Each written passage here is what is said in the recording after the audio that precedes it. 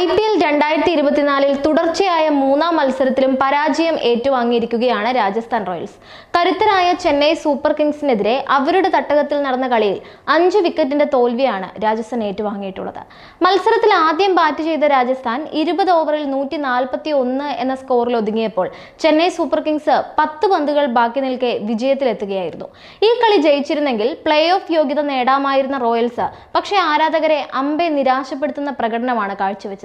ചെന്നൈയിലെ സ്ലോ വിക്കറ്റിൽ ക്യാപ്റ്റൻ സഞ്ജു സാംസൺ കാണിച്ച ചില അബദ്ധങ്ങളും റോയൽസിന്റെ പരാജയത്തിന് പ്രധാന കാരണങ്ങളായിട്ടുണ്ട്. ചെന്നൈയുടെ ഹോം ഗ്രൗണ്ടായ MA ചിദംബരം സ്റ്റേഡിയത്തിൽ നടന്ന കളിയിൽ ടോസ് നേടിയ രാജസ്ഥാൻ റോയൽസ് ക്യാപ്റ്റൻ സഞ്ജു ആദ്യം ബാറ്റ് ചെയ്യാൻ തീരുമാനിക്കുകയായിരുന്നു. ചേസ് ചെയ്യുന്നതായിരുന്നു ഇവിടെ ഏറ്റവും കൂടുതൽ നല്ലതെന്നാണ് വിലയിരുത്തൽ. എന്നാൽ പിച്ച് വിലയിരുത്തുന്നതിൽ സഞ്ജുവിന് പിഴവ് പറ്റി. വേഗത കുറഞ്ഞ വിക്കറ്റിൽ രാജസ്ഥാൻ റോയൽസ് ബാറ്റർമാര് റണ്ണെടുക്കാൻ കഷ്ടപ്പെട്ടു. വളരെയധികം ബുദ്ധിമുട്ടിയാണ് ടീം സ്കോർ 140 കടത്തിയത്. എന്നാൽ അതേസമയം രണ്ടാം ഇന്നിംഗ്സിൽ പിച്ച് കുറച്ചുകൂടി മെച്ചപ്പെട്ടു. ഇതോടെ 10 പന്തുകൾ ബാക്കി നിൽക്കെ ചെന്നൈക്ക് വിജയിക്കാനും കഴിഞ്ഞു. ടോസ് നേടിയ രാജസ്ഥാൻ ബോളിംഗ് തിരഞ്ഞെടുത്തിരുന്നുവെങ്കിൽ കളി മാറുമായിരുന്നു എന്ന് വിദഗ്ധർ ചൂണ്ടിക്കാട്ടുന്നുണ്ട്. ഒരു മത്സരത്തിൽ പരമാവധി 4 വിദേശ താരങ്ങളെയാണ് ടീമുകൾക്ക് കളിപ്പിക്കാൻ സാധിക്കുന്നത്.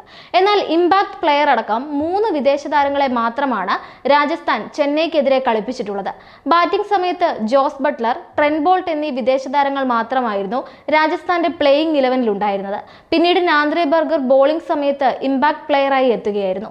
കഴിഞ്ഞ മത്സരത്തിൽ കളിച്ച വിൻഡീസ് ബാറ്റർ റോമാൻ പവലിനെ പ്ലേയിങ് 11 നിന്ന് ഒഴിവാക്കിയാണ് രാജസ്ഥാൻ ചെന്നൈക്കെതിരെ കളിച്ചത്.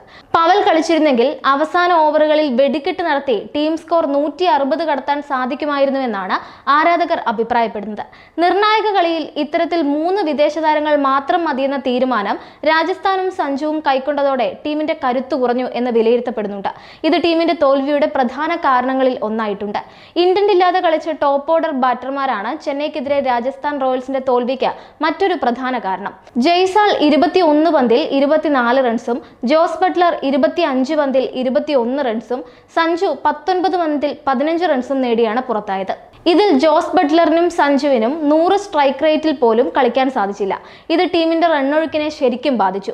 ചെന്നൈയിലെ വിക്കറ്റിന് വേഗത കുറവായിരുന്നുവെന്നതും റണ്ണെടുക്കുക ബുദ്ധിമുട്ടായിരുന്നുവെന്നതും ശരി തന്നെയാണെങ്കിലും 100 സ്ട്രൈക്കിംഗ് റേറ്റിൽ പോലും കളിക്കാൻ സാധിക്കാതെ ഇരുന്നത് ന്യായീകരിക്കാനാവില്ല എന്ന കമന്റുകളാണ് സോഷ്യൽ മീഡിയയിൽ ആരാധകർ പോസ്റ്റ് ചെയ്യുന്നത്. ചെന്നൈ സൂപ്പർ കിങ്സിനോട് തോറ്റെങ്കിലും പോയിന്റ് പട്ടികയിൽ 2ാം സ്ഥാനത്ത് തുടരുകയാണ് രാജസ്ഥാൻ റോയൽസ്.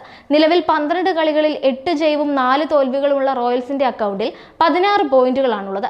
2 മത്സരങ്ങളാണ് ലീഗ് ഘട്ടത്തിൽ രാജസ്ഥാൻ അവശേഷിക്കുന്നത്. ഇതിൽ ഒന്നിൽ വിജയിച്ചാൽ ടീമിന് പ്ലേ ഓഫ് യോഗ്യത ഉറപ്പാണ്.